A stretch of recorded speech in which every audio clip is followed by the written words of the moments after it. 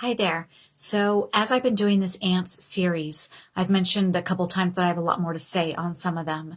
And I wanted to start with the thoughts versus feelings, which is one that I posted on Wednesday. And that's important for two reasons. So I would say twofold. Anytime you are anytime you say, I feel, and the next word after that is not a feeling word, an emotional word, such as I feel happy, I feel sad, I feel anxious. You get the drift. Anytime you say, I feel like, or I feel that, so basically not an emotion, you are no longer speaking about an emotion. You are now speaking about a thought. And that's not to invalidate your experience by any means. I'm just telling you the difference. You are now into thinking mode instead of emotion mode. And that's, again, totally fine. Just know that if you're trying to express a feeling, you need to express a feeling and not a thought. And it might not actually matter in your regular relationships. The reason it matters to a therapist is because if you say to me, I feel like you're doing such and such. Well, that doesn't tell me how you actually feel. Maybe you're excited that I'm doing something such and such. Maybe you're sad that I'm doing such and such. Maybe you're frustrated that I'm doing such and such. I need to know what you're actually feeling. And again, maybe in your personal relationships, that doesn't make a difference. It's just something good to know, food for thought kind of thing.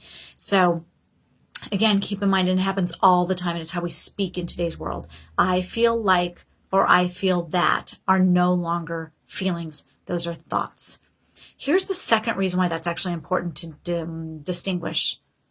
There's a different word for that I can't think of. Differentiate. Why it's important to differentiate those. We actually can't control our feelings, despite what people tell you. We cannot control our feelings.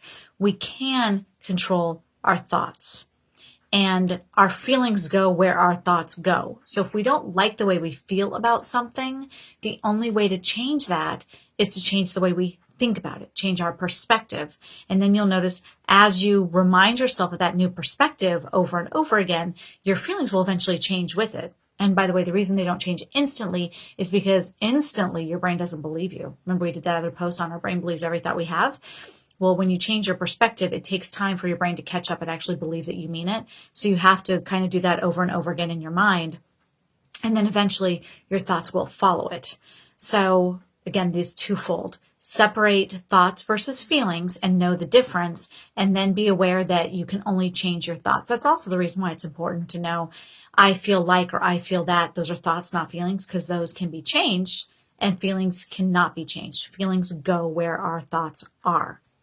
And you might have noticed in one of my posts, I said I have way too much to say that I could type.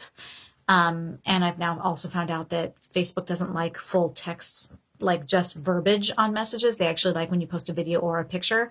And this was so much to say that it seemed to make more sense to actually tell you guys than try to write it out. If you have any questions or comments, feel free to comment below, not to be redundant. And again, reach out if you need some help with this. If you really are stuck in some of your perspectives and they're not serving your life very well, they're causing you more sadness, reach out. Let's see if therapy could help you. I can be reached at victoria@victoriaisa.com, and or you can call or text. My business phone is a cell phone, 857-891-0146, and I'd love to hear from you. Thanks.